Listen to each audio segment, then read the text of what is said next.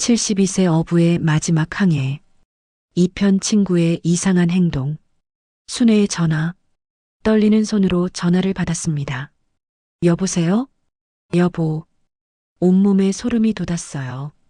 분명히 순애의 목소리였습니다. 여보, 지금 위험해. 배에서 내려. 창배가 제 팔을 더 세게 잡았어요. 형님, 그 전화 끊으세요. 누군가 장난치는 거예요. 하지만 전화 속 목소리는 계속됐어요. 여보, 창배를 믿지 마. 지금 당장 도망쳐. 저는 본능적으로 창배의 손을 뿌리치고 배에서 뛰어내렸어요. 복순아, 따라와. 복순이가 저보다 먼저 육지로 뛰어내렸죠. 형님, 창배가 뒤쫓아왔어요. 그의 얼굴엔 지금까지 본 적 없는 표정이 있었죠. 절망? 분노? 아니면 살기? 부두는 새벽이라 사람이 없었어요. 제 뒤에서 창배의 발소리가 점점 가까워졌죠. 형님, 그냥 순순히 따라오세요. 저는 뒤돌아보지 않고 달렸어요. 72세의 몸이 이렇게 빨리 움직일 수 있는 줄 몰랐죠. 복순이가 제 앞에서 길을 안내했어요. 창고 뒤편으로 숨었습니다. 가슴이 터질 것 같았어요. 숨소리를 죽이려고 입을 막았죠. 창배의 발소리가 점점 멀어졌어요. 형님, 어디 계세요? 이러시면 안 돼요.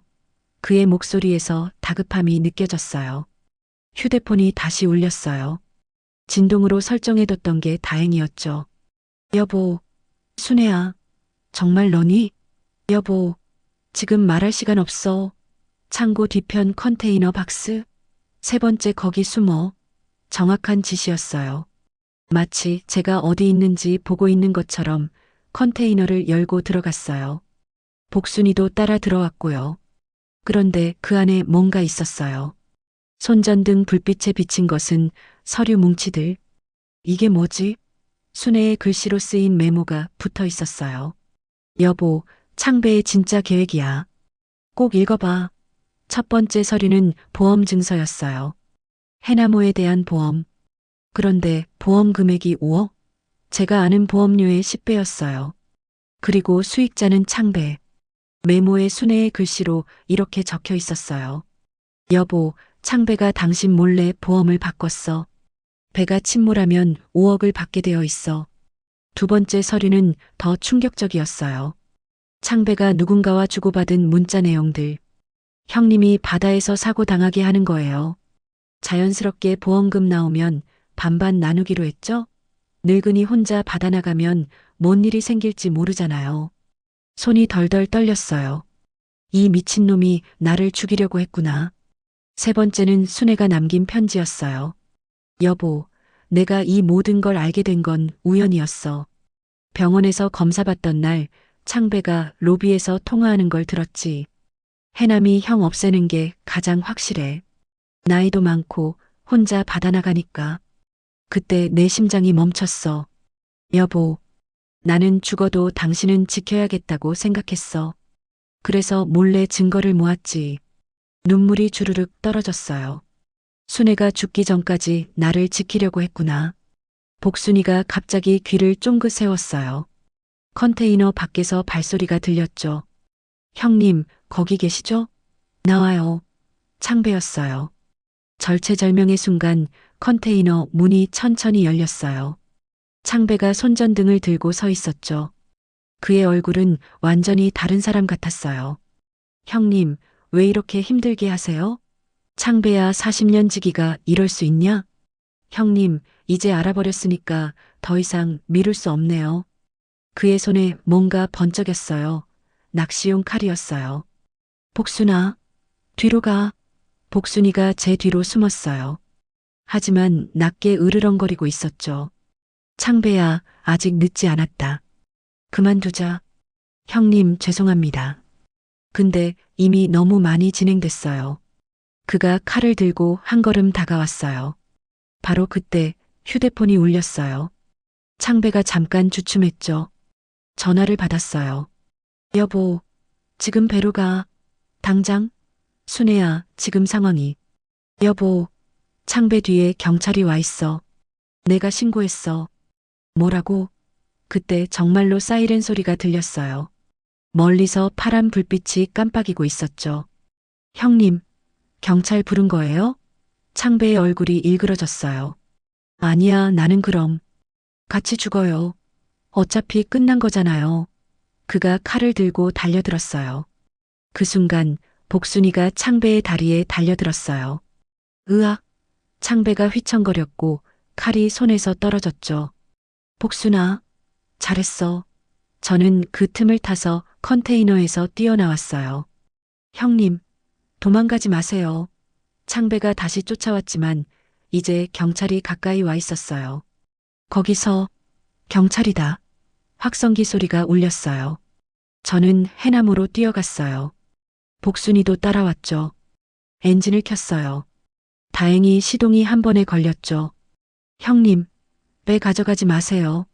창배가 부두에서 소리쳤어요. 하지만 저는 이미 출항하고 있었어요. 경찰이 창배를 붙잡는 게 보였어요. 하지만 안심할 수 없었죠. 창배에게는 동조자들이 있을 테니까. 과연 몇 분 뒤에 다른 배 한 척이 저를 쫓아오기 시작했어요. 복순아, 잡고 있어. 전화가 또 울렸어요. 여보, 좌표 234.1569로 가. 거긴 어디야? 여보, 그냥 믿고 가. 거기서 기다려. 저는 순애의 말을 따라 방향을 틀었어요. 갑자기 바다에 안개가 끼기 시작했어요. 시야가 점점 나빠졌죠. 뒤에서 쫓아오던 배도 속도를 줄일 수밖에 없었어요. 이상하다. 일기예보에 안개예보는 없었는데.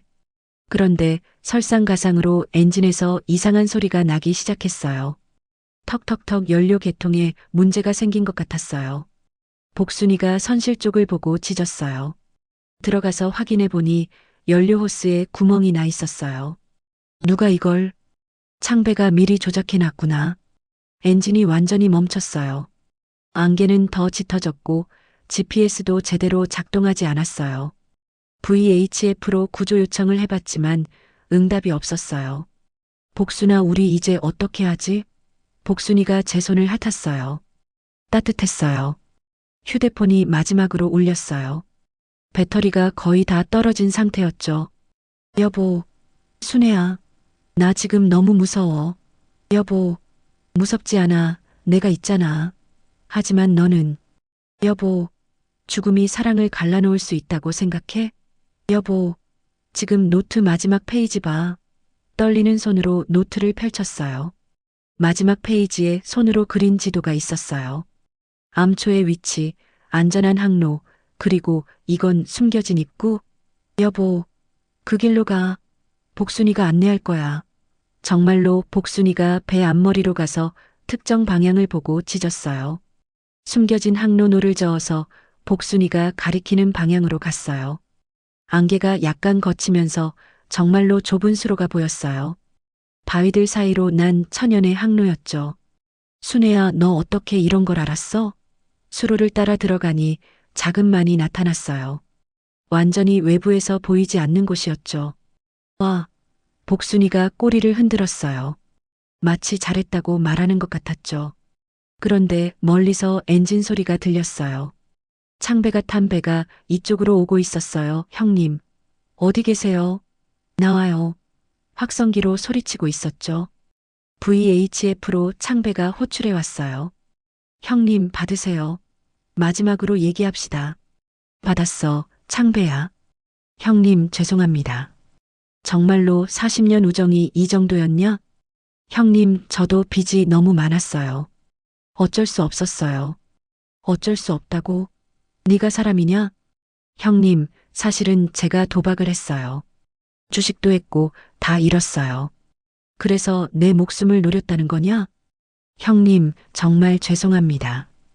근데 이제 와서 어떻게 해요? 이미 늦었어요. 침묵이 흘렀어요. 형님, 마지막으로 한 가지만 말씀드릴게요. 창배의 목소리가 이상하게 차분해졌어요.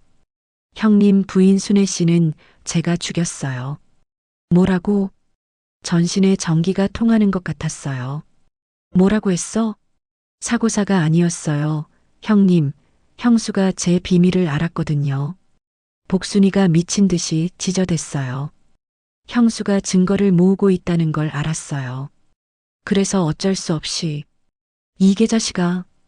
형님, 그런데 신기하게도 형수가 죽기 전에 말했어요. 당신은 내 남편을 죽일 수 없을 거야 라고. 다음 편에 계속됩니다.